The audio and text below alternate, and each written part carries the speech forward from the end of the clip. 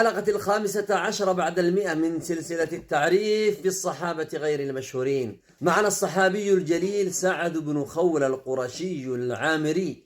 قال ابن هشام: هو من اليمن حليف لهم، وهو من عجم الفرس، أسلم وهو من السابقين كما في أسد الغابة. أسلم قديما وهاجر الهجرة الثانية إلى الحبشة مع جعفر بن أبي طالب رضي الله عنه. لما هاجر سعد بن خولة من مكة إلى المدينة نزل على كلثوم بن هدم رضي الله عنه وأرضاه. قيل بأن سعد بن خولة كان من الضعفاء الذين أنزل الله تعالى فيهم: ولا تطرد الذين يدعون ربهم بالغداة والعشي يريدون وجهه.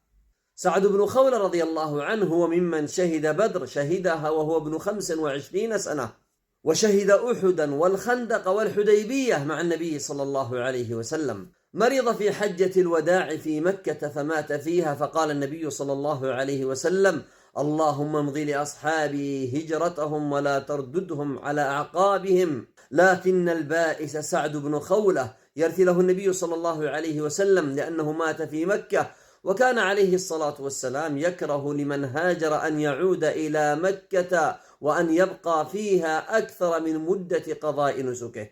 زوجته سبيعة الأسلمية مات عنها زوجها سعد بن خولة وهي حامل، فولدت بعد موته بليال، فقال لها النبي صلى الله عليه وسلم: قد حللت فأنكحي من شئت، وذلك لأن عدة الحامل وضع حملها.